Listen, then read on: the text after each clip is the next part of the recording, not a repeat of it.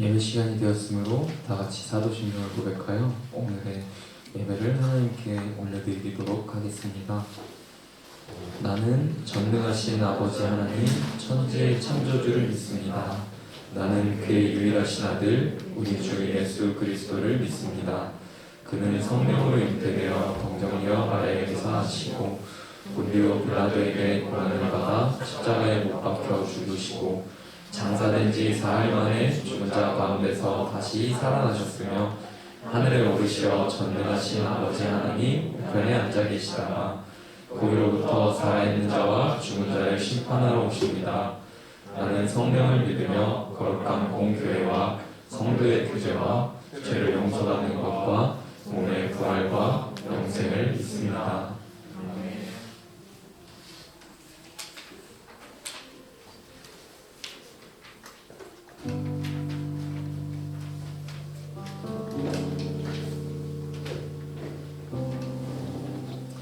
여러분 안녕하세요.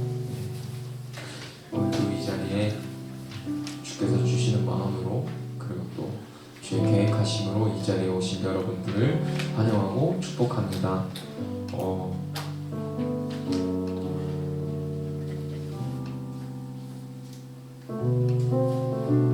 이제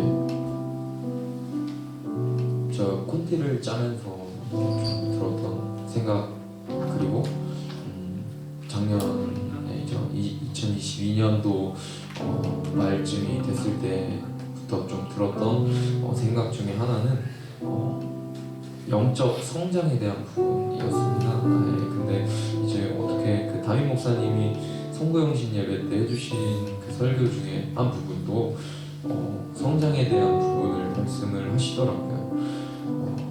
그래서 사실 이번 주 콘티를 묵상할 때에도 그런 쪽으로도 조금 포커스를 맞출 수 있었고 우리가 때로는 지음에 멈춰있는 것 같은 그런 신앙 가운데에서도 그리고 또 때로는 내 마음이 뜨거워질 때에도 그리고 너무나 또 차가워지는 그런 현실과도 현실에 맞서 너무나 차가워지는 우리의 그 신앙적인 마음 속에서도 주께서는 여전히 일하시고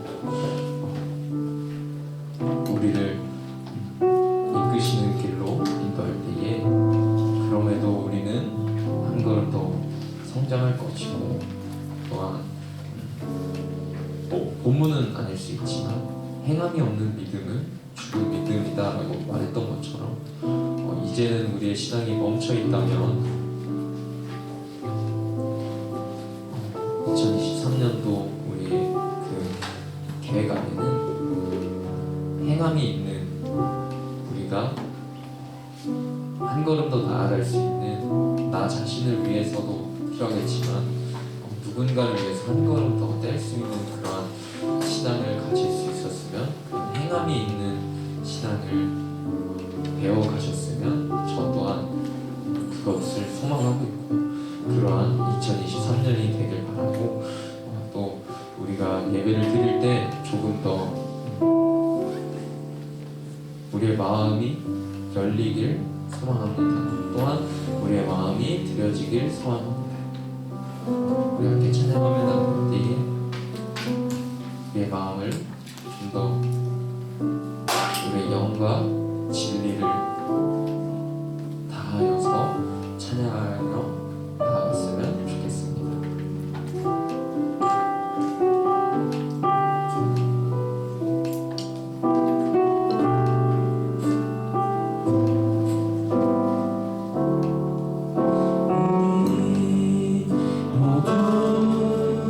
예배하는 자에게 먼저 영과 진리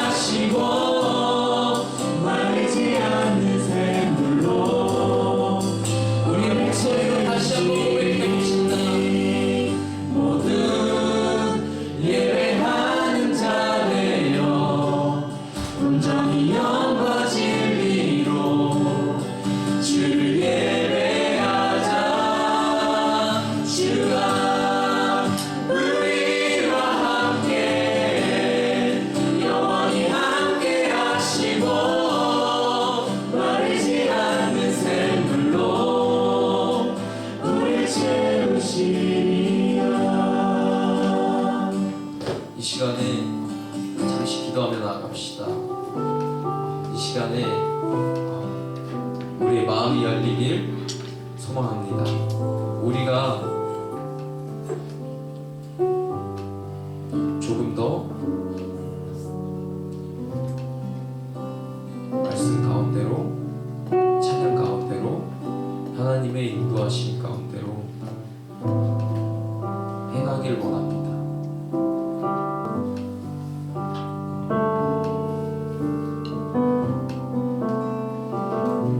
우리가 조금 더 깊은 곳으로, 더 낮은 곳으로, 때로 더 험한 길로 한 걸음을 뛰길 원합니다. 현재 우리의 마음이 그렇지 않을지라도 우리는 한 걸음을 뛸 수 있어야 합니다. 이 시간에 기도할 때에 주님, 제가 한 걸음을 뛰길 소망합니다. 그렇지 않을지라도 내 상황과 환경이 그렇지 못할지라도 한 걸음을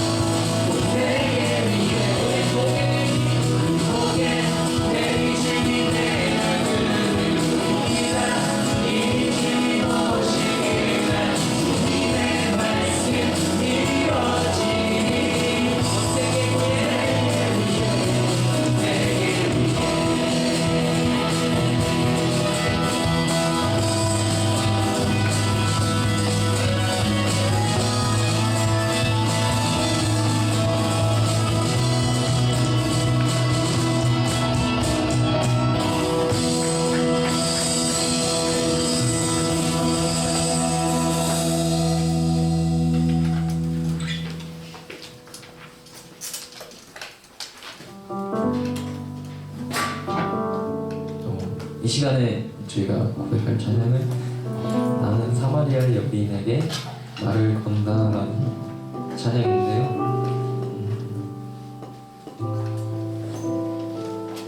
그 사마리아 여인 한 사람 때문에 예수님이 사마리아에 가셨다고 저는 들었어요. 어제 말씀 가운데서 그런 말씀을 들었고, 사마리아 여인의 그 갈급함을 예수님께서는 채워주셨던 것을 기억합니다. 때로는 저도 사마리아 여인과 같이 말할 수 없는 힘든 가운데서 눈물을 흘리기도 했고 참 아팠던 기억도 있는 것 같습니다. 여기 계신 분들도 그 신앙의 어떠함과 상관없이 사마리아의 여인과 같이 참 많이 아팠고 참 많이 울었던 분들이 계실 것입니다. 근데 그런 경험이 있는 사람은 그런 경험이 오고 있는 그 사람에게 위로할 수 있습니다. 아팠던 경험이 있는 사람이 아팠던 사람을 공감할 수 있습니다. 그리고 지금 사마리아 여인에게, 우리 눈에 보이는 사마리아 여인에게 갔으면 좋겠습니다. 그곳에 울고 있는 그 여인을 위해서 우리가 가길 소망합니다. 또한 지금 내가 사마리아의 여인처럼 말 못할 아픔과 눈물로 힘들어 계신 분이 계시다면 예수님이 오기를 간절히 바라셨으면 좋겠습니다. 예수님이 내 마음을, 내 아픔을, 내 눈물을 씻겨달라고 그렇게 한 걸음 더욱더 나아가며 고백할 수 있는 그러한 행함이 있기를 소망합니다. 이 시간에 찬양할 때에 내가 어떤 상황에 있든, 내가 어떠한 현실에 있든 우리 가운데서 잘 구하며 나아갑시다. 누군가를 위해서, 또한 지금 이 상황 가운데, 아픈 상황 가운데는 또는 나를 위해서 우리는 행함이 필요할 줄로 믿습니다.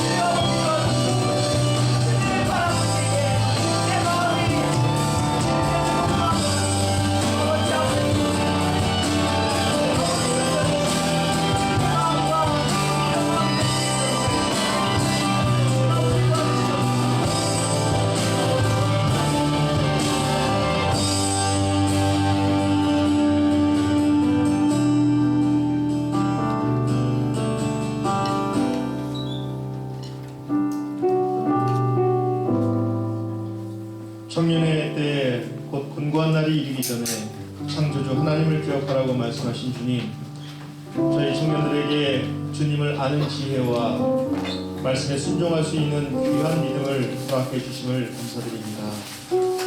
지난 한 해 동안 우리는 하나님이 원하시는 삶의 모습보다는 세상이 주는 즐거움과 타협하며 또 스스로를 지혜롭다 여기고 교만의 착각 속에서 살았음을 고백합니다. 자비와 긍휼이 풍성하신 하나님, 저희들의 죄와 허물을 용서하여 주시옵소서.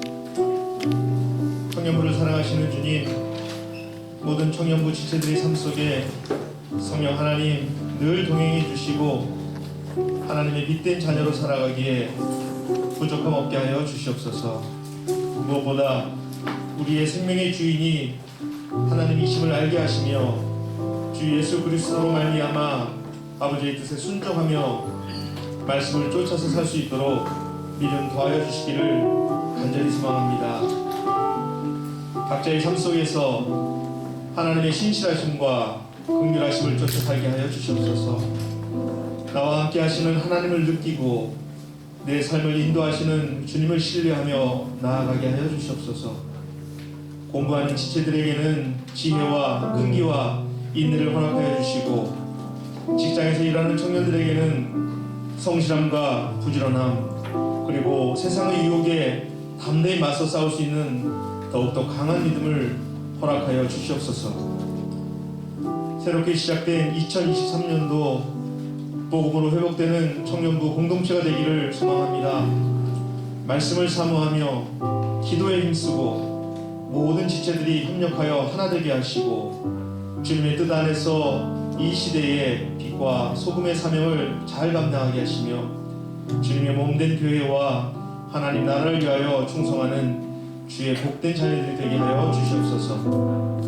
특별히 23년도 새롭게 선출된 임원과 소그룹의 리더들, 각 팀을 이끌고 있는 팀장들에게 지혜와 명철을 더하게 하여 주시고 맡겨진 사명 감당할 때에 믿음으로 순종하며 하나님의 충성된 일꾼의 복된 삶을 살 수 있도록 은혜 베풀어 주시옵소서. 계획하고 진행하는 모든 일들이 주님이 기뻐하시고 하나님 나라를 더욱 든든히 세워가는 비전 있는 리더십들이 되게 하여 주시옵소서. 이 시간 말씀 선포하실 최초로 목사님께 성령 하나님 함께 하셔서 진리의 말씀이 선포되게 하시며 듣는 저희들의 닫혀지고 굳어진 마음의 문이 열리게 하시며 치료의 말씀, 생명의 말씀, 능력의 말씀이 선포되어질 때에 저희의 심령이 변화받는 은혜의 시간 되게 하여 주시옵소서. 감사드리며 예수님의 이름으로 기도드립니다. 아멘.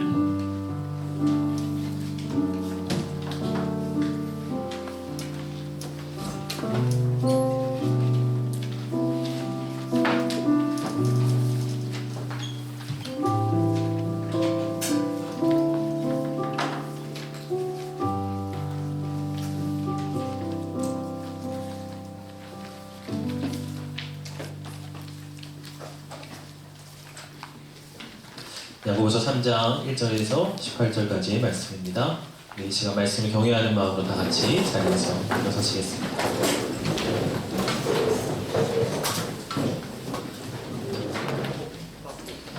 우리 하나님 말씀을 함께 합독하겠습니다. 내 형제들아, 너희는 선생된 우리가 더 큰 심판을 받을 줄 알고 선생이 많이 되지 말라. 우리가 다 실수가 많으니 만일 말에 실수가 없는 자라면 곧 온전한 사람이라. 능히 온몸도 굴레 씌우리라. 우리가 말들의 입에 재가 물리는 것은 우리에게 순종하게 하려고 그 온몸을 제어하는 것이라. 또 배를 보라. 그렇게 크고 광풍에 밀려가는 것들을 지극히 작은 키로서 사공의 뜻대로 운행하나니 이와 같이 혀도 작은 지체로되 큰 것을 자랑하도다. 보라, 얼마나 작은 불이 얼마나 많은 나무를 태우는가. 혀는 곧 불이요 불의의 세계라. 혀는 우리 지체 중에서 온몸을 더럽히고 삶의 수레바퀴를 불사르나니 그 사르는 것이 지옥불에서 나느니라. 여러 종류의 짐승과 새와 벌레와 바다의 생물은 다 사람이 길들일 수 있고 길들여 왔거니와 혀는 능히 길들일 사람이 없나니 쉬지 아니하는 악이요 죽이는 독이 가득한 것이라. 이것으로 우리가 주 아버지를 찬송하고 또 이것으로 하나님의 형상대로 지음을 받은 사람을 저주하나니 한 입에서 찬송과 저주가 나오는도다. 내 형제들아, 이것이 마땅하지 아니하니라. 샘이 한 구멍으로 어찌 단물과 쓴물을 내겠느냐. 내 형제들아, 어찌 무화과 나무가 감람 열매를, 포도나무가 무화과를 맺겠느냐. 이와 같이 짠물이 단물을 내지 못하느니라. 너희 중에 지혜와 총명이 있는 자가 누구냐. 그는 선행으로 말미암아 지혜의 온유함으로 그 행함을 보일지니라. 그러나 너희 마음속에 독한 시기와 다툼이 있으면 자랑하지 말라. 진리를 거슬러 거짓말하지 말라. 이러한 지혜는 위로부터 내려온 것이 아니요 땅 위의 것이요 정욕의 것이요 귀신의 것이니 시기와 다툼이 있는 곳에는 혼란과 모든 악한 일이 있음이라. 오직 위로부터 난 지혜는 첫째 성결하고 다음에 화평하고 관용하고 양순하며 긍휼과 선한 열매가 가득하고 편견과 거짓이 없나니 화평하게 하는 자들은 화평으로 심어 의의 열매를 거두느니라. 아멘. 이것은 하나님의 말씀입니다. 자리에 앉으시겠습니다.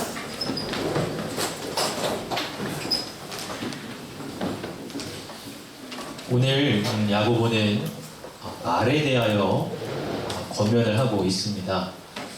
야고보서는 성도들의 행함에 대하여 강조하는 책인데 그 중에서도 말에 대한 권면이 3장 전체를 다 채우고 있습니다. 그만큼 말, 언어 생활은 성도의 행함에 있어서 큰 부분을 차지하고 있다는 것이죠. 구약의 지혜서인 잠언을 보면 말에 대한 권면만 145구절에 이릅니다. 그만큼 성경은 이 성도의 언어 생활에 대해서 많은 관심을 갖고 있습니다. 이 야고보는 예루살렘 교회의 지도자였어요. 이 예루살렘 교회의 성도의 수는 적어도 3,000명에서 많게는 1만 명 정도가 되었을 거라 추산을 합니다. 그렇게 많은 성도들을 이끌어가면서 이 야고보는 산전수전 많은 일들을 경험했을 거예요. 그 중에서도 성도들이 말로 인해서 서로를 아프게 하고 공동체가 분열하는 일도 겪었을 것입니다. 그래서 오늘 야고보는 말에 대해서 이토록 강조하고 있는 것이죠. 우리 삶에 있어서도 언어 생활이 참 중요합니다. 개인적인 삶에서뿐만 아니라 함께 공동체를 이루며 지낼 때에 나의 말이 누군가에게 많은 영향을 미칩니다. 우리는 말 때문에 후회하기도 하고요. 또 말로써 누군가를 세워주기도 합니다. 우리가 오늘 이 본문을 통하여서 이 성도의 언어 생활에 대해서 함께 돌아볼 수 있기를 원합니다. 먼저 오늘 야고보는 말의 절제에 대해서 이야기하고 있습니다. 오늘 1절의 말씀을 우리 함께 같이 읽어봅시다. 시작. 내 형제들아, 너희는 선생된 우리가 더 큰 심판을 받을 줄 알고 선생이 많이 되지 말라. 선생이 된다고 하는 것은 누군가를 가르치고 이끄는 역할을 하는 것이죠. 누군가의 문제에 답을 주거나 혹은 잘못된 부분을 지적하고 교정하는 것이 선생의 역할입니다. 어찌 보면 참 중요한 역할이라고 할 수가 있어요. 그런데 오늘 야고보는 선생이 많이 되지 말라 그렇게 말을 하고 있습니다. 왜냐하면 선생이 된 자는 더 큰 심판을 받기 때문이라고 말하고 있어요. 하나님은 많이 주신 자에게 많이 찾으십니다. 진리를 더 많이 깨달은 자에게는 하나님 더 많이 요구하시는 것이죠. 하나님뿐만 아니라 사람에게도 마찬가지입니다. 우리는 이렇게 살아야 합니다. 이런 부분은 잘못된 것입니다. 많이 외치는 사람일수록 다른 사람들이 그럼 당신은 어떻게 삽니까? 당신은 말한 대로 살고 있습니까? 하고 높은 기준을 가지고 들여다볼 수밖에 없는 것이죠. 그래서 선생의 역할은 부담스러운 것이고 공동체에서 선생 역할을 하겠다고 많이 나서지 말라고 이야기하는 것입니다. 야고보는 말로써 많이 가르치려 하기보다는 이 말을 절제할 것을 이야기하고 있어요. 여러분 오늘 2절의 말씀 또 같이 한번 읽어봅시다. 시작. 우리가 다 실수가 많으니 만일 말에 실수가 없는 자라면 곧 온전한 사람이라 능히 온몸도 굴레 씌우리라. 굴레를 씌운다는 것은 여기서는 절제하는 것을 의미합니다. 말에 대해서 절제할 수 있다면 우리의 온몸도 절제할 수가 있다고 하는 것이요. 야고보는 이것을 두 가지 비유를 통해서 설명을 하고 있는데요. 하나는 동물인 이 말에 비유하여 설명하고 있습니다. 3절에 일컫는 것과 같이 말들의 입에 재갈을 물림으로써 그 말의 온몸을 제어할 수 있다고 이야기해요. 이 재갈은 말의 입에 채우는 금속 막대기인데요. 그 막대기 양옆에 고삐를 달아서 우리가 말을 제어하죠. 이 말은 입이 매우 예민해서 이 재갈로 혀를 자극하면 그것을 통해서 말 전체를 움직일 수 있다고 합니다. 이렇게 크고 우람하고 힘이 센 이 말을 그 입을 붙잡으니까 그 온몸을 제어하고 통제할 수가 있다고 하는 것이죠. 또 하나는 배의 비유를 하는데요. 아무리 큰 함선이어도 결국 그것을 조종하는 것은 자그마한 핸들에 불과하다. 그렇게 말을 하고 있어요. 우리의 입도 그와 같다는 것이죠. 여러분 우리의 입은 신체 부위에서 작은 것에 불과하지만 그 입술의 말이 우리 삶 전체를 좌지우지할 수 있다고 하는 것입니다. 우리가 말하는 대로 우리의 삶의 모양이 빚어지고 우리가 말하는 대로 우리의 삶의 방향이 이끌려 나가게 되어 있다고 하는 거예요. 그래서 우리말을 잘 컨트롤할 때에 우리의 삶도 잘 다스려 나갈 수 있음을 이야기하고 있습니다. 여러분 근데요 이 말의 특징 중에 하나는요 많이 할수록 실수가 많아진다고 하는 거예요. 그래서 이 말을 컨트롤하는 가장 좋은 방법은 말을 절제하는 것입니다. 그래서 다윗은 시편 141편에서 여호와여 내 입에 파수꾼을 세우시고 내 입술의 문을 지키소서 하고 기도하고 있는 것이 하고 싶은 말이라고 해서 다 할 것이 아니라 말을 절제하고 입술의 문을 지키는 훈련을 하게 하옵소서 그렇게 고백하고 있는 것입니다. 우리가 침묵은 금이라 하는 말을 쓰지 않습니까? 침묵이 그만큼 귀한 가치를 지니고 있다고 하는 것이죠. 여러분 야고보는 이 야고보서 1장 19절에서 이렇게 또한 말합니다. 사람마다 듣기는 속히 하고 말하기는 더디하라. 말하는 것보다 듣는 것을 더 잘하는 사람이 되어야 한다라고 이야기하고 있어요. 여러분 말을 절제하라고 하는 것은요 단순히 사람들과 소통을 단절하고 살라는 것이 아니에요. 그냥 입 꾹 다물고서 그냥 사람들하고 대화도 안 하고 그렇게 살라는 것이 절대 아닙니다. 말하기보다 더 듣고 공감해주는 사람이 되라고 하는 것이에요. 우리가 흔히 그런 말 하지 않습니까? 하나님께서 우리에게 두 개의 귀를 주시고 한 개의 입을 주신 것은 말하는 것보다 듣는 것을 두 배로 하라는 뜻이다. 디트리 보네퍼라고 하는 독일의 목사님이 쓰신 성도의 공동생활이라는 책을 보면 성도가 서로 섬길 수 있는 가장 첫째 방법으로 경청을 꼽고 있어요. 우리가 서로의 말에 진심으로 경청하는 것, 그것이 우리가 서로에게 줄 수 있는 첫 번째 섬김이다. 그렇게 말하는 것을 제가 읽은 적이 있습니다. 야, 이것이 섬김이 되는구나 하고 제가 책을 통해 참 크게 깨달았던 적이 있어요. 여러분 예수님은 진정으로 들어주시는 분이셨습니다. 요한복음 8장을 보면요 가늠하다 붙잡힌 여인의 이야기가 나와요.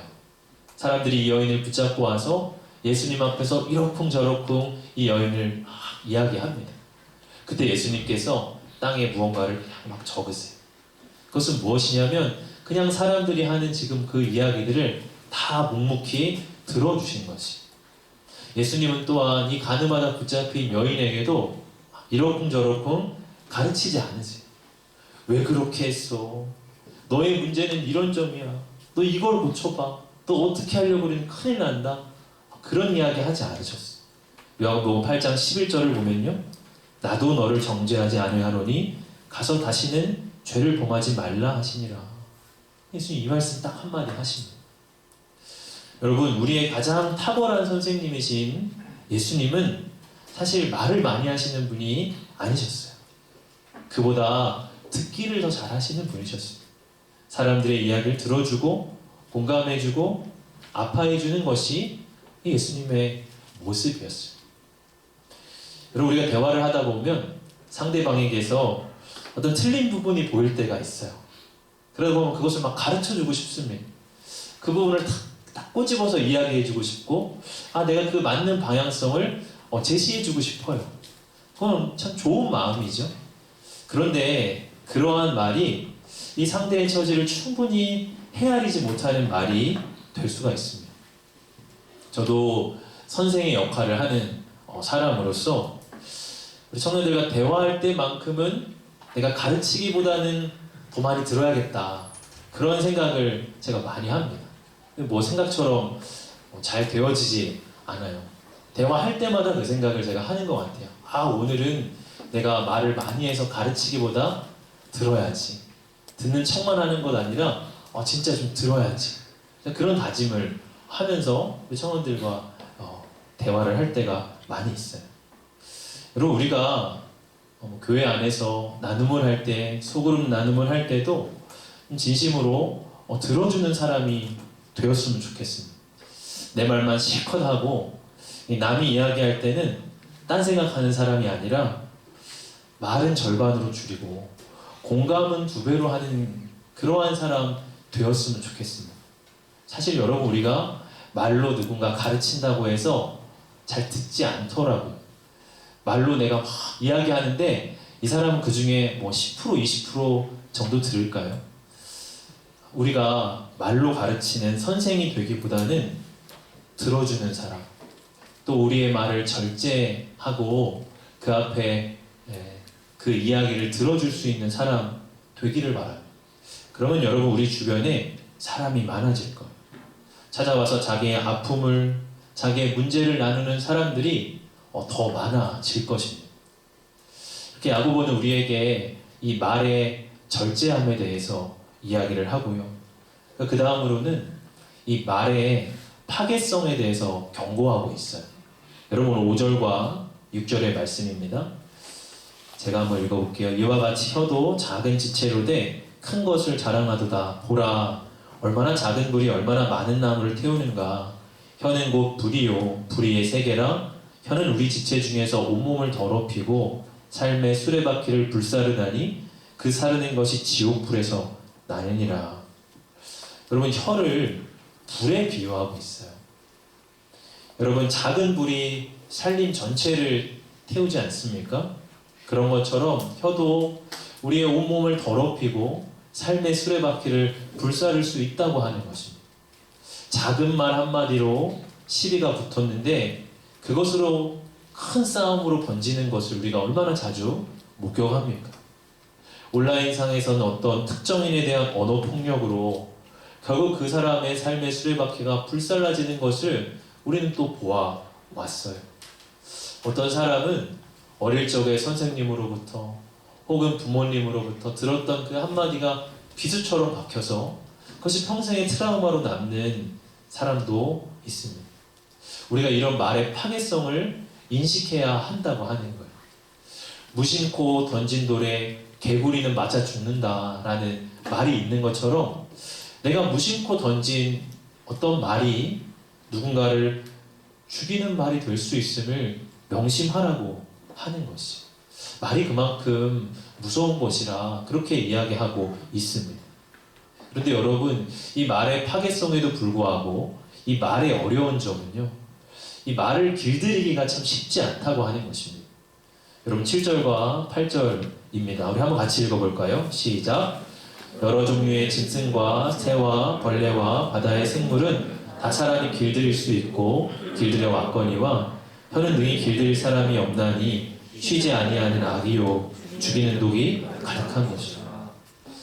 사람들은 여러 짐승들을 길들여 왔어요. 돌고래도 길들이고요, 곰도 길들이고요, 심지어는 말벌을 길들이는 사람도 있더라고요. 이렇게 모든 것들을 다 길들일 수 있는 사람이 정작 자기의 새치 혀는 길들이지 못한다고 하는 거예요. 여러분, 이사야가 하나님을 만나고 가장 처음 한 말이 무엇입니까?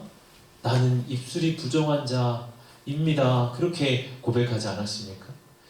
거룩한 예언자인 이사야조차도 자기의 입을 길들이지 못해서 하나님 앞에 입술이 부정한 자라고 말할 만큼 우리의 입을 길들인다는 것이 정말 쉽지 않은 일이라는 거죠.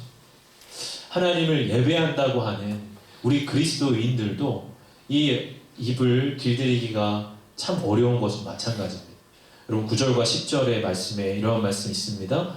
이것으로 우리가 주 아버지를 찬송하고 또 이것으로 하나님의 형상대로 지음을 받은 사람을 저주하나니 한 입에서 찬송과 저주가 나오는도다. 내 형제들아, 이것이 마땅하지 아니하니라. 여러분, 우리가 교회에서 하나님을 막 열심히 찬양합니다. 그리고 하나님 앞에 거룩한 기도를 올려드립니다. 그리고 이제 그 사람이 예배당 문을 나가서 이제 차를 운전한다고 생각해보세요. 차를 시동을 걸고 가고 있습니다. 그런데 누군가 갑자기 차선을 끼어들어가지고 그 브레이크를 꽤 밟았어요.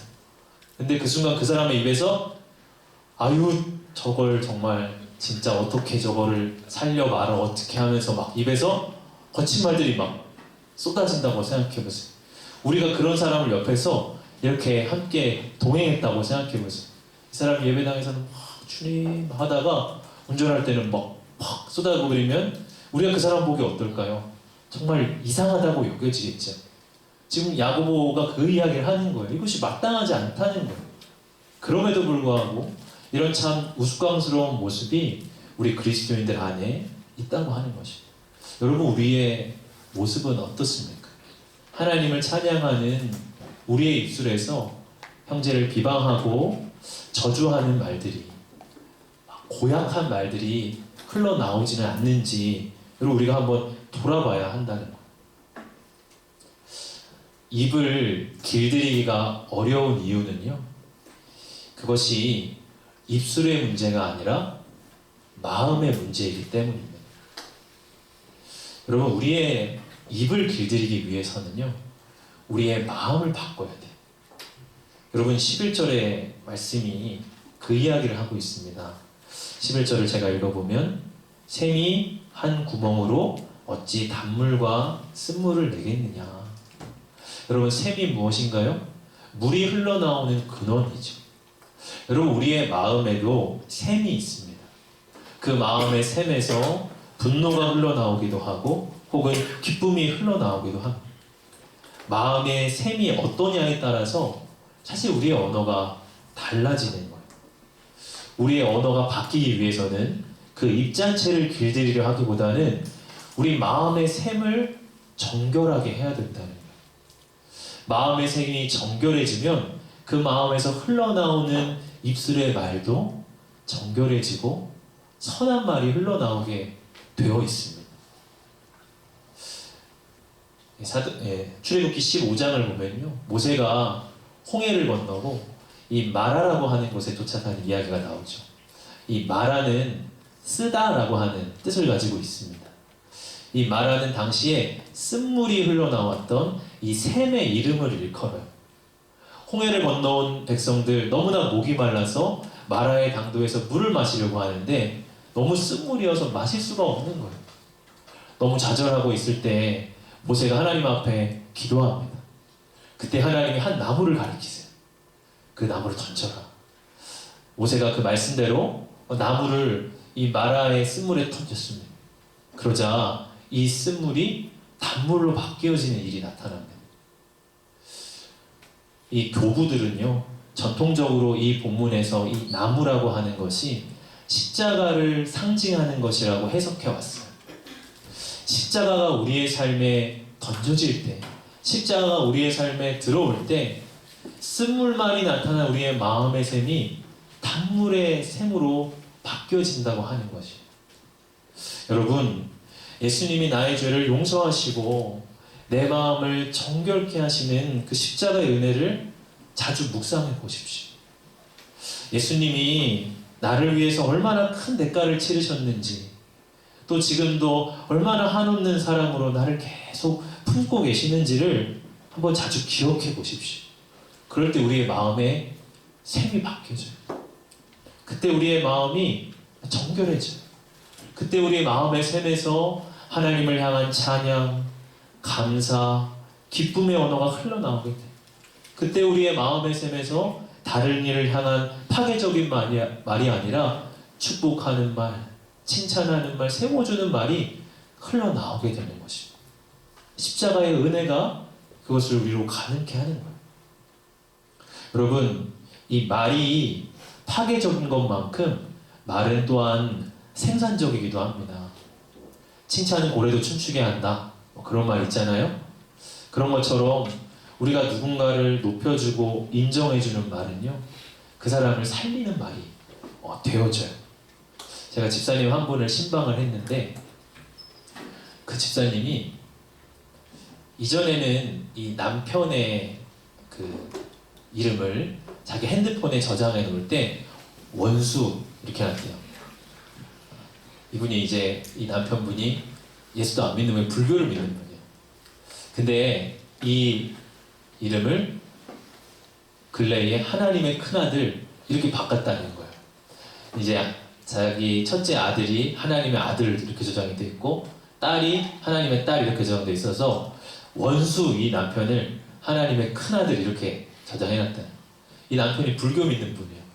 그래서 이 핸드폰에 저장된 이름을 보고 처음에는 막 어이없어 하더래요. 그런데 조금씩 그게 익숙해지고 시간이 지나니까 그 별명을 막 좋아한다는 거예요. 그러면서 그래도 내가 하나님의 큰아들인데 이 정도는 해야지 하면서 약간 거드름도 피우고 나를 위해서 기도해줘 이런 신앙적인 흉내도 내고 그러더라는 이야기를 저한테 하는 겁니다. 여러분, 우리가 누군가를 규정하는 그 말이 참 중요한 것을 느껴요. 원수라고 하면 원수 같은 짓만 하는 거죠. 하나님의 큰아들이라고 축복하면 그래도 하나님의 내가 큰아들인데 뭔가를 하려고 할 때 다시 생각하게 되는 거죠. 여러분, 그것이 말의 힘이에요. 여러분, 우리는 그 말의 힘을 어떻게 사용하고 있습니까? 하나님 주신 이 말의 권세를 여러분 어떻게 사용하고 있습니까? 죽이는 말로 사용하는지 살리는 말로 사용하는지 돌아보세요. 여러분, 우리가 서로를 좀 칭찬해주는 말을 좀 하기를 바래요.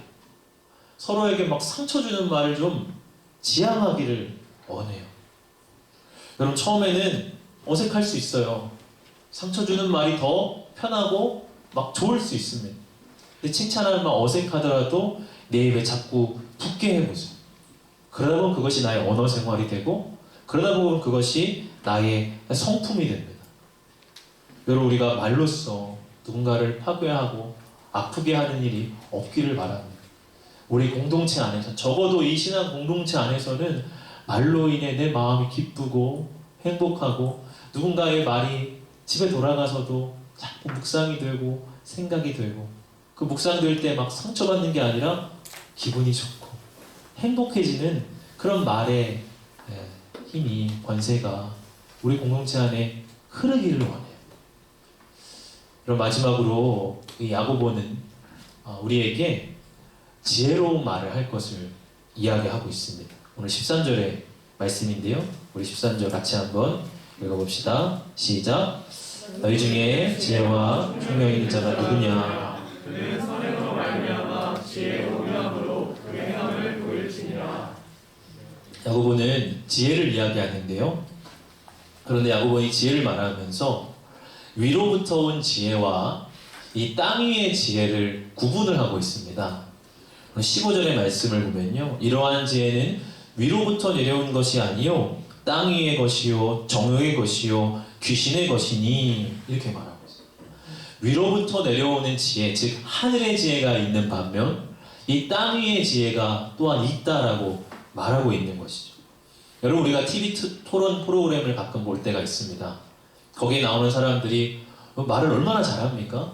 참 세련되고 참 논리적으로 말을 해요. 어디 박사학위를 받고 유명한 책을 쓸 만큼 지혜롭다고 하는 사람들이 이 토론 프로그램에 나옵니다. 그런데 그런 토론 프로가 좋은 합의점에 이르고 어떤 좋은 결실로 나아가는 것을 저는 거의 보지 못했어요. 토론을 하다 보면 지지 않으려고 얼굴을 붉히고 자기 고집을 꺾지 않으려고 사실을 왜곡하고 토론에서 이기려고 말도 안 되는 막 이야기를 펼치는 것을 보기도 합니다. 결국 어떤 좋은 목적에 이르는 어떤 좋은 대안에 이르는 것이 목적이 아니라 이기는 게 목적이 되어버리는 그런 토론을 우리는 너무나 많이 봤어요. 여러분 이것이 땅의 지혜의 특징입니다. 14절에 묘사되고 있는 것처럼 독한 시기와 다툼, 자랑, 거짓말로 흘러가기가 너무 쉬운 것이 땅의 지혜의 한계입니다. 반대로 위로부터 오는 지혜의 특징은 17절, 18절이 말씀하는 바와 같이 첫째 성결하고 다음에 화평하고 관용하고 양순하며 긍휼과 선한 열매가 가득하고 편견과 거짓이 없나니 화평하게 하는 자들은 화평으로 심어 의의 열매를 거두느니라. 화평함과 관용함이 나타나는 것이 위로부터 오는 지혜의 증거라고 말하고 있어요. 여러분 우리가 대화를 하면 할수록 계속 험악해지거나 얼굴이 붉혀진다고 하면 그것은 땅의 지혜로 이야기하는 가능성이 큽니다. 반대로 대화를 하면 할수록 오해가 풀리고 하면 할수록 서로의 마음이 유순해지고 하면 할수록 이 화평의 결실이 맺어진다면 그것은 지금 위로부터 오는 지혜로 대화하고 있는 거예요. 여러분 우리가 땅의 지혜로 사는 자들이 아니라 이러한 위로부터 오는 지혜, 이 하늘의 지혜를 힘입어 살아갈 수 있기를 축복합니다. 여러분 이러한 위로부터의 지혜를 우리가 어떻게 그럼 얻을 수가 있어요? 땅의 지혜가 아니라 이 하늘의 지혜를 어떻게 얻을 수 있어요? 우리 지난주 본문 봤듯이 이 야고보가 이미 이렇게 말씀을 하고 있어요. 야고보서 1장 5절을 보면요, 이렇게 말씀하면 너희 중에 누구든지 지혜가 부족하거든 모든 사람에게 후히 주시고 꾸짖지 아니하시는 하나님께 구하라 그리하면 주시리라. 여러분 위로부터 오는 지혜잖아요. 우리가 땅에서 만들어낼 수 있는 지혜가 아니에요. 아무리 공부 열심히 한다고 해서 얻어지는 게 아니에요. 위로부터 오는 것이기 때문에 구해야 돼요. 그리고 하나님이 주셔야 돼요. 그리고 그것을 받는 거예요. 열왕기상 3장을 보면 솔로몬이 왕이 되는 장면이 나오죠. 솔로몬 하나님께 1000번째 드리며 예배합니다. 하나님이 그 밤 솔로몬을 찾아가셔서 말씀하신 내가 너에게 무엇을 줬고 네가 원하는 걸 구해라. 솔로몬에게 참 일생일대의 기회죠. 성경에서 어느 누구에게도 하나님이 너한테 무엇을 줄까? 원하는 대로 말해봐. 이런 경우가 없어요. 근데 솔로몬이 그때 무엇을 구합니까? 우리가 잘 알듯이 지혜를 구해요. 열왕기상 3장 9절을 보면 누가 주의 많은 백성을 재판할 수 있사오리까 듣는 마음을 종에게 주사 주의 백성을 재판하여 선악을 분별하게 하옵소서. 역대하 1장의 평행 본문을 보면 주는 이제 내게 지혜와 지식을 주사 그렇게 말하고 있어요. 하나님이 그 기도가 참 마음에 드셨습니다. 야 너가 부귀 영화도 구할 수 있고 땅에서 장수하기를 구할 수도 있고 저 원수들하고 전쟁할 때만 승리하기를 구할 수도 있는데 너가 지혜를 구하네? 야 기특하다. 너에게 지혜를 줄게. 하나님께서 솔로몬에게 지혜와 총명을 덧입혀 주시는 것을 봅니다. 여러분에게 하나님이 찾아오셔서 너에게 뭘 줄까? 원하는 대로 한번 말해봐. 그렇게 하면 여러분 뭘 구하실래요? 여자친구? 아니면 뭐 내가 가고 싶은 어떤 번듯한 어떤 직장? 다 좋아요. 우리의 마음에 뭐 앞세워지는 것들이 있죠. 우리 마음에 꼭 받고 싶은 그런 것들이 다 있을 거예요. 근데 여러분 제가 삶을 살아갈수록 지혜가 참 소중하구나 하는 것을 많이 느낍니다. 어려운 선택 앞에 섰을 때 어떤 결정을 내려야 하나 막막할 때가 있어요. 또 복잡한 인간관계를 풀어갈 때 나에게 참 지혜가 부족하구나, 제 한계에 부딪힐 때가 있어요. 그러면서 말의 지혜가 있는 사람, 어디서든 화평과 온유를 만들어내는 사람을 보면 참 부러운 생각이 들어요. 그래서 잠언 8장 11절은 대저 지혜는 진주보다 나음으로 원하는 모든 것을 이에 비교할 수 없음이니라 말씀하고 있어요. 지혜가 우리가 원하는 그 어떤 것보다도 비교할 수 없을 만큼 소중하다고 하는 거예요. 사랑하는 여러분, 우리가 이런 지혜를 구할 수 있길 바랍니다.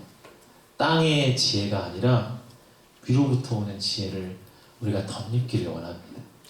그러한 지혜로서 충만하여 지혜로 말하고 지혜로 선택하고 지혜로 살아가는 우리가 된다면 우리 삶이 얼마나 형통할까요? 자, 마지막으로 오늘 이제 말에 대한 주제라서 이야기를 한번 드리고 설교를 마무리하고 싶습니다. 지난주에 이제 제가 하은이에게 동화책을 하나 읽어주는데요. 그 동화책 제목이 만복인의 떡집이라고 하는 그런 책이에요. 제목을 들어보신 분도 있을 수 있는데 이 책이 참 재밌더라고요. 어떤 내용이냐면 이 만복이라는 아이가 있는데 그는 이 마음과 다르게 늘 이 말이 문제인 거예요. 거친 말, 욕하는 말, 이런 말을 함부로 해서 걸핏하면 친구랑 싸우고 선생님에게 불평하고 가족의 마음을 막 아프게 하는 그런 친구인 거예요. 근데 이 만복이가 어느 날 걸어가다가 거리에서 만복인의 떡집, 이렇게 간판이 딱 걸린 이 신비한 가게를 하나 만납니다. 만복이가 그 가게를 딱 이끌려 들어가요.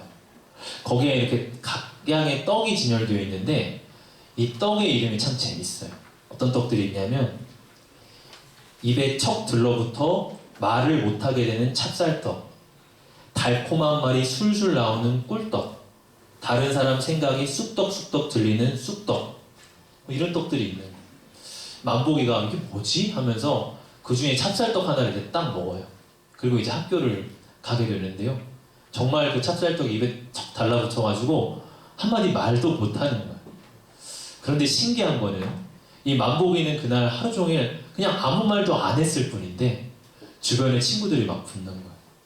그리고 그 전까지 만복이에 대해서 막 나쁜 마음이 있었던 친구들이 만복이의 호감을 느끼기 시작하는 거예요.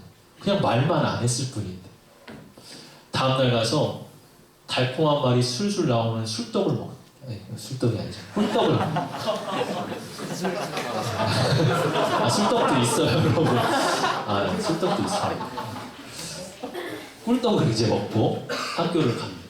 그리고 이제 막 친구들에게 막 달콤한 말로 친구들 막 칭찬하고 평소 자기가 좋아했던 여자에게 막 너는 참 예뻐, 성격이 좋아, 막 이렇게 이야기도 하고 선생님에게 가서 그 선생님을 막 인정해주는 그런 이야기도 하게 돼요.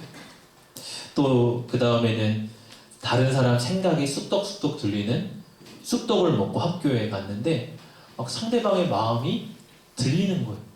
느껴지는 거예요. 그 마음이 공감이 되니까 이 만복의 행동이 그를 배려하는 행동이 되어지고 완전히 달라지는 그런 모습을 보게 돼요. 그러면서 친구 관계가 회복되고 또 가족 관계가 회복되는 그런 이야기를 그린 참 의미 있는 동화이더라고요. 제가 그것을 보면서 우리에게도 이런 만복인의 떡집 같은 그런 곳이 있었으면 좋겠다. 제가 그런 생각을 했어요.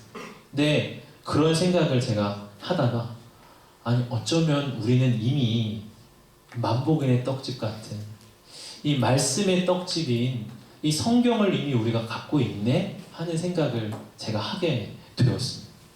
말씀의 떡을 한 입 베어 물면 말에 절제함이 생기고 말씀의 떡을 한 입 베어 물면 달콤한 말이 흘러나와서 누군가를 높여주고 말씀의 떡을 한 입 베어 물면 누군가의 마음이 막 공감이 되고 들려지고 함께 울고 함께 웃는 그러한 사람이 될 수 있는 그 은혜가 이미 우리에게는 예비되어 있고 이미 우리에게 주어져 있다고 하는 거예요.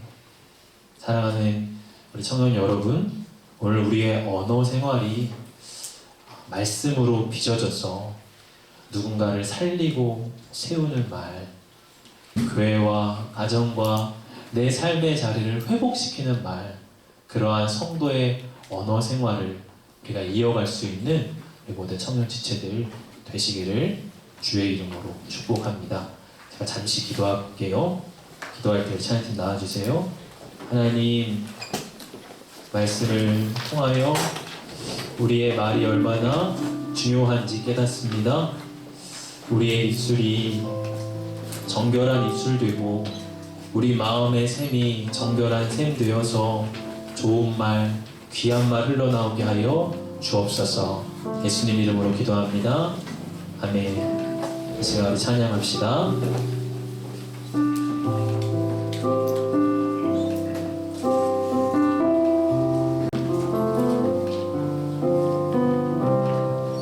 내 입술의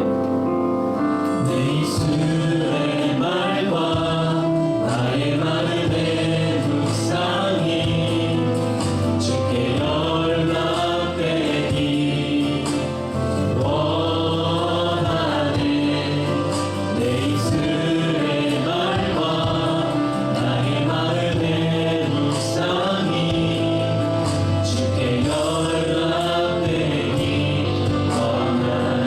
다시 한번 내 입술의 말과 내 입술의 말과 나의 마음의 묵상이 주께 연락되기 원하네. 내 입술의 말과 나의 마음의 묵상이 주께 연락되기 원하네. 내 반성 나의 구원자 나의 노래할 이유 주님 눈에 축복되기 원하네. 모든 순간순간마다 주의 종 되기 원해. 주님 눈에 축복되기 원하네. 원하네. 내 입술의 말과 내 입술의 말과 나의 마음의 묵상이 주께 연락되기 원하네. 내 입술의 말과 나의 마음의 묵상이 주께 연락되기 원하네.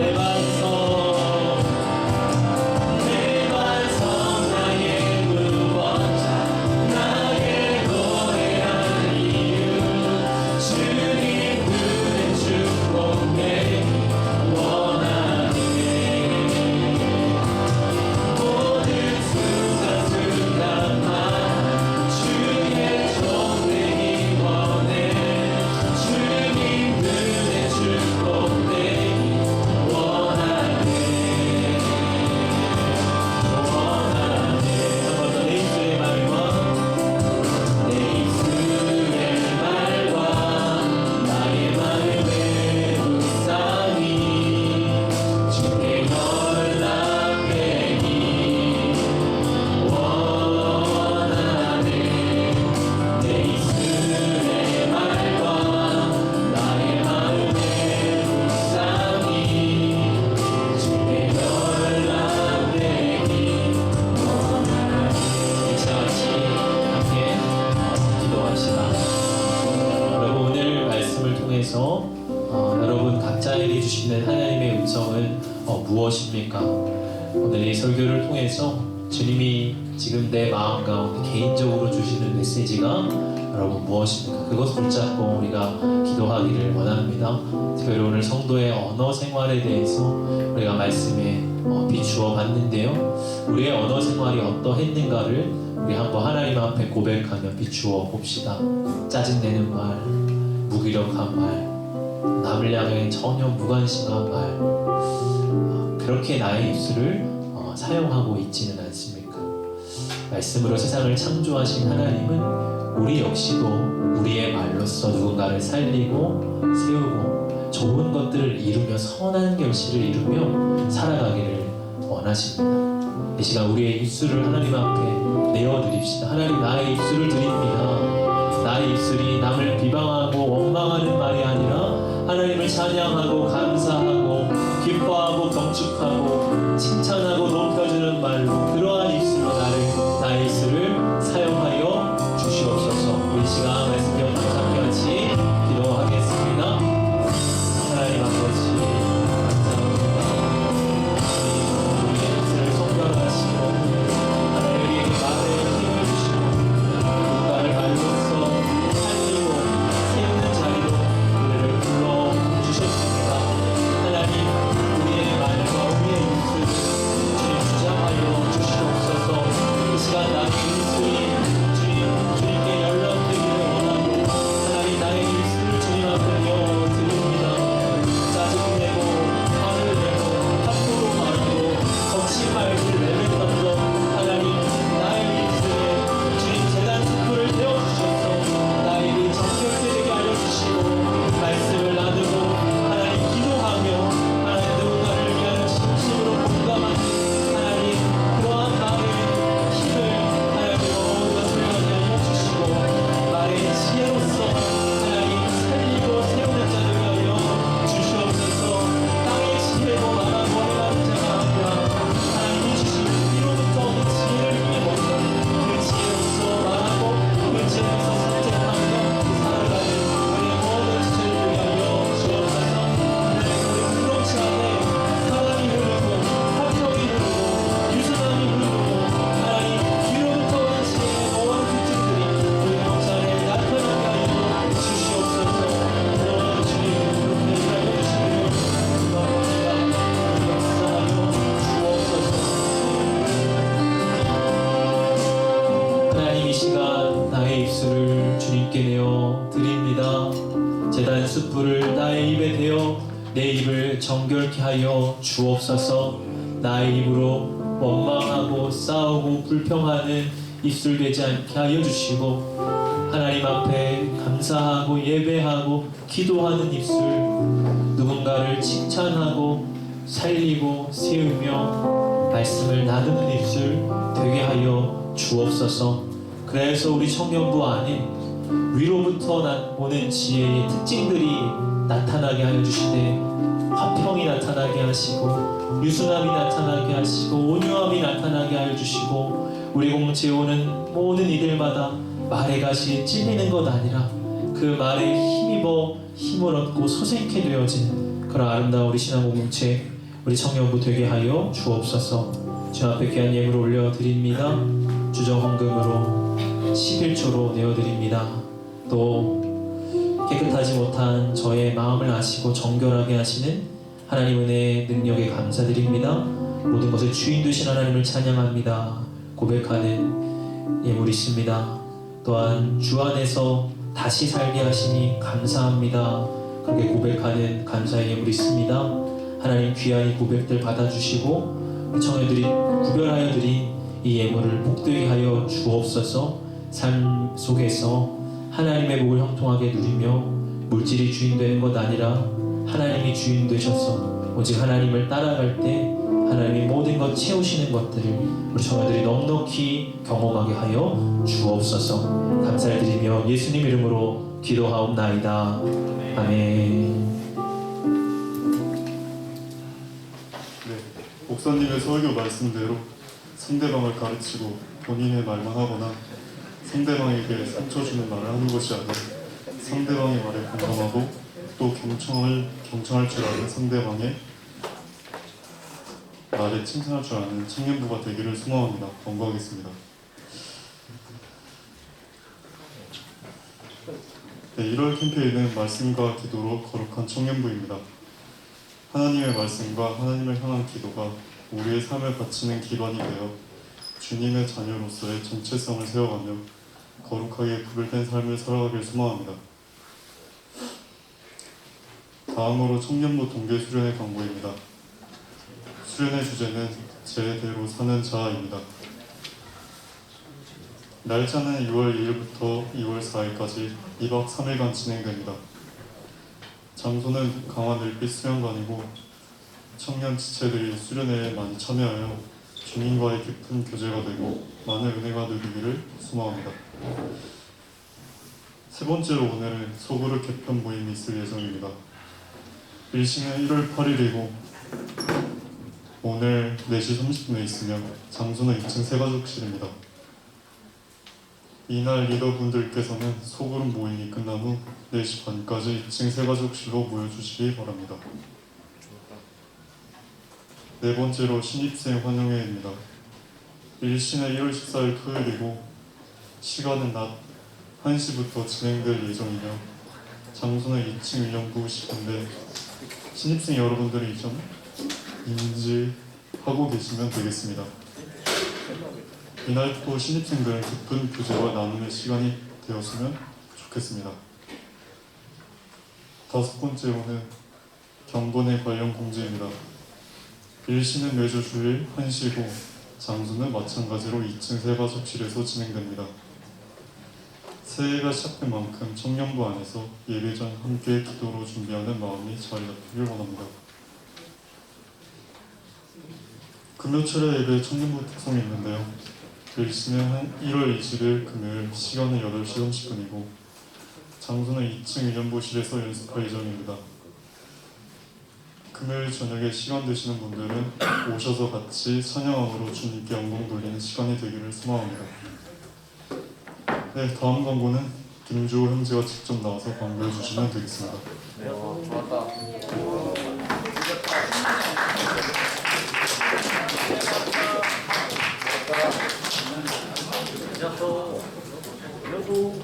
비싼 팬이 입었다. 네, 안녕하세요. 김주호입니다. 저 이제 이번 2024년부터 저희가 새롭게 좀 중보기도의 기도 제목을 받으려고 합니다. 화면에 나와 있는 QR코드를 찍으시면 또 페이지에 나와 있는 것처럼 이름 또 기도 제목을 적어주시면 감사하겠고요. 또 그것을 보고 저와 최철호 목사님 단 둘이서 공유할 거고 비밀리에 기도 제목을 공유할 겁니다. 비밀리에 공유한다고요? 둘이서 공유할 겁니다. 네. 그래서 여러분들이 간절히 붙잡고 있고 또 간절히 기도하고 싶은 제목이 있다면 저 QR코드 찍어서 입력해 주시면 감사하겠습니다. 이제 저가 올해 목표는 제가 있는데요. 늘 기도로 깨어있고 늘 기도의 열정을 갖고 또 기도에 재미를 붙여서 열심히 중보 기도하는 팀장이 되고 싶습니다. 잠시 기도 제목을 적는 시간을 가지겠습니다. 네, 이제 중보기도 팀장과 제가 여러분들 위해서 기도하고 싶은데 우리 지체들 대부분 상황도 알긴 알지만 구체적인 기도 제목을 알면 그것을 이렇게 붙잡고서 여러분들 좀 한 명씩 떠올리면서 기도할 때 좋을 것 같아요. 그것이 이제 저의 역할이기도 하고 또 중보기도 팀장의 또 역할이기도 하리라 생각이 들어서 여러분이 구체적으로 익명이 아니라 이름을 꼭 기입을 해주시고 구체적으로 깊이 있게 적어주시는 만큼 그걸 좀 붙들 때 기도하기가 더 좋습니다. 그러니까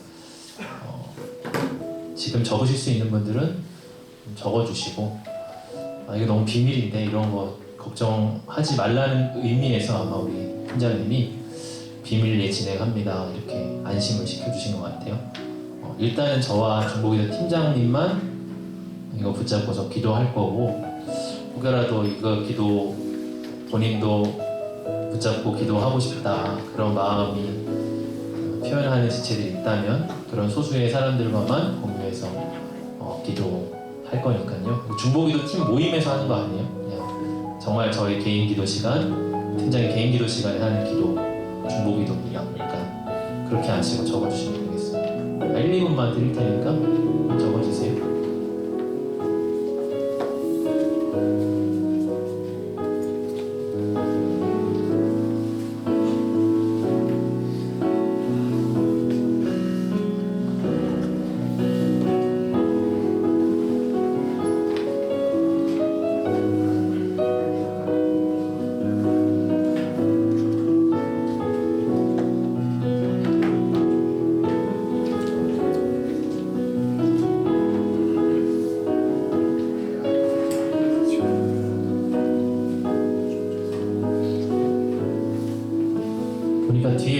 QR코드를 이제 붙여놓은 것 같아요. 아마 지금 계속 붙여놓을 것 같고, 이전에 중보기도 함으로 했는데 참 기술이 좋죠. 해서 기도가 있을 때 바로 해주시면 팀장님이 그것을 받아서 기도할 거니까 언제든지 저 뒤에 보시면 지금 정수기 앞에 보이시죠? 이용해 주시면 될 것 같습니다. 앉아 계신 분들은 예배 이후에 더 적어주셔도 됩니다. 네, 이 시간에 순서가 한 가지 더 있어서 잠깐 진행을 하고 좀 예배를 마무리하겠습니다. 그동안 2020년부터죠.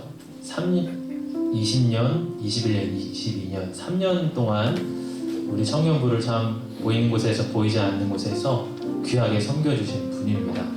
우리 사랑하는 임정수 부장님이신데요. 앞으로 잠시 모시겠습니다.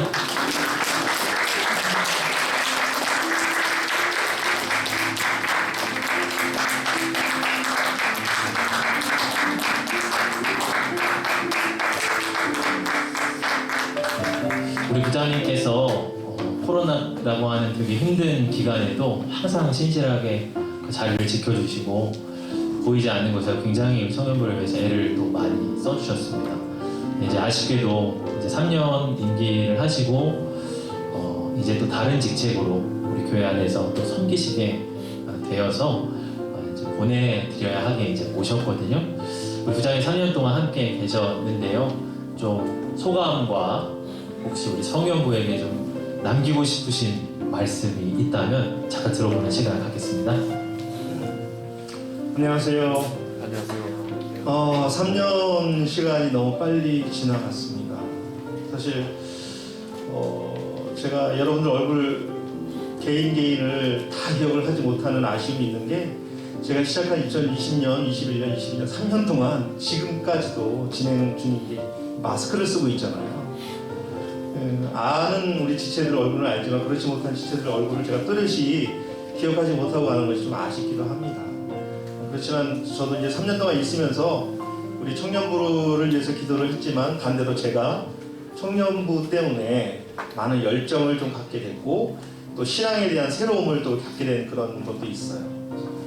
제가 많은 도움을 받고 갑니다. 하여튼 제가 갈 때 가고 나서 지금 뭐 다른 곳으로 가는 것이 아니고 그 교회학교 전체를 관리하는 그 총무 그 역할을 하는 것들이 주어졌어요. 그래서 우리 청년부하고도 전혀 무관하지 않게 계속 청년부를 위해서 기도할 수 있는 자리에 가게 돼서 너무나 다행스럽고요. 우리 청년부 지체들 한 사람 한 사람이 너무나 그 신실하게 기도하는 그런 모습들 그런 그 속에서 언제나 그 성장하고 하나님과 동행하는 그런 삶이 쭉 이어지기를 뒤에서 계속해서 기도드리겠습니다. 네, 감사합니다. 네, 우리 부장님의 우리 기도 제목을 한번 들어봐야 되겠죠? 기도 제목을 한번 나눠주시면 저희 기도하는 시간을 갖겠습니다. 기도 제목은 뭐 여러 가지 있지만 그래도 이제 2023년도 새롭게 시작했고 또 새로운 직분을 부여받았습니다. 그 직분을 감당할 때에 게으름 피지 아니하고 하나님의 그 계획과 하나님의 그 선하신 뜻에 따라 올곧게 직분 감당할 수 있도록 그런 사명자가 됐으면 하는 그런 기도 제목이 있습니다. 우리 잠시만 우리 부장님께 손을 뻗어서 기도하고 우리 임원들은 좀 앞에 나와서 부장님을 좀 이렇게 가까이서 축복해 주시면서 그렇군요. 기도 전에요. 시간을 먼저 좀 우리 부장님께 감사의 인사를 드리는 시간을 임원들이 준비한 것 같은데요. 와, 이번 일을 한번 쭉 나와주세요. 촛불 이것은 안 돼. 기사회생했어요. 3년 하셨다고 일단 3개를.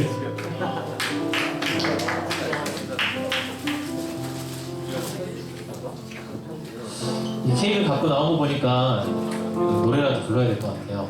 또 그때처럼 생일 축하합니다 이런 걸 할 수는 없고 우리 당신은 사랑받기 위해 그래도 한번 우리 부장님 향해서 손 뻗어서 우리 기도보다 이 축복송으로 좀 대신할까요? 당신을 사랑받기 위해 우리 하겠습니다.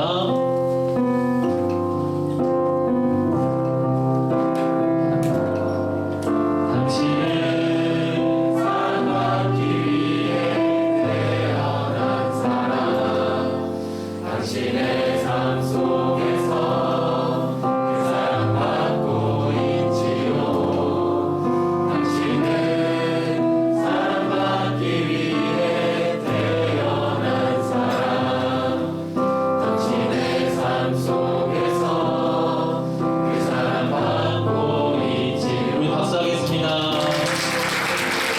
우리 촛불 꺼주실 때 큰 박수로 감사합니다. 우리 인사할게요. 자, 하나, 둘, 셋. 감사합니다.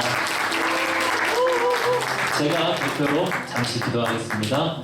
하나님, 사랑하는 우리 임정순 부장님을 우리 청년부에 보내어주셔서 감사합니다.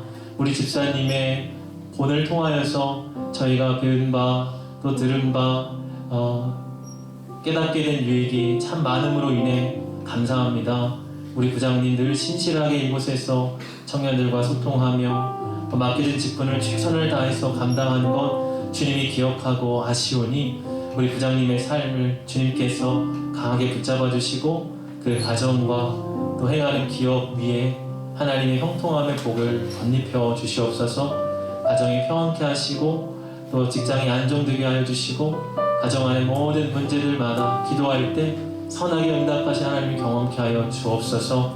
하나님, 비록 우리 집사님 잠시 이렇게 또 청년부를 떠나지만 하나님 어디에 있든지 우리의 주고받는 소식이 아름답게 하여 주시고 늘 서로를 위해 기도하게 하여 주시고 우리 집사님이 이곳에서 남겨주었던 아름다운 본을 따라서 우리 청년 지체들 다 같이 그 신앙의 선배를 쫓아갈 수 있는 우리 아름다운 청년부 되도록 인도하여 주옵소서. 감사드리며 예수님 이름으로 기도하옵나이다.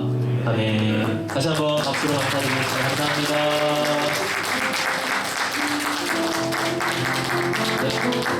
네, 시팀 나와서 이제 마무리해 주시죠.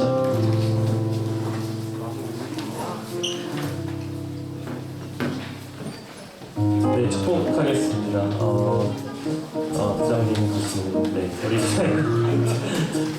네, 서로 축복하겠습니다. 오늘 또 말씀을 통해서 우리가 입술을 길들이기 어려운 이유가 우리의 마음 때문이라고 이제 말씀하셨던 게 생각이 나는데 우리가 이 축복하는 자리에서 또 서로에게 축복의 찬양을 하는 것처럼 우리의 삶 가운데서도 우리 공동체를 바라보면서 그리고 삶 속에서 만나는 여러 지체들에게 축복의 말을 많이 했으면 좋겠고 또 서로를 세우고 또 서로를 높여주는 그런 우리의 입술에 말들이 많이 맺혔으면 좋겠습니다. 정말 그러한 마음으로 또 그렇게 지혜로운 말로 서로를 세워주기를 다짐하고 건면하는 마음으로 우리 서로를 바라보시면서 함께 축복했으면 좋겠습니다. 하나, 둘, 셋, 넷. 사랑의 예수님 우리의 발을 씻기시네. 우리도 겸손히 서로의 발을 씻기네. 너를 사랑해. 주가 우리 사랑하신 같이 너를 사랑하기를 원하는 예수님처럼 너를 사랑해. 주가 우리 사랑하신 같이 너를 사랑하기를 원하는 예수님처럼.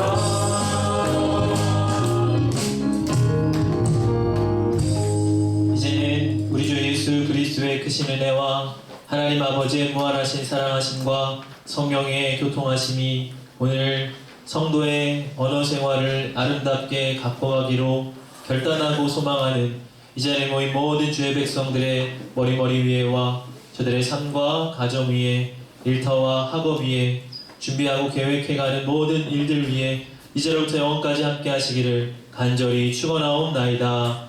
아멘.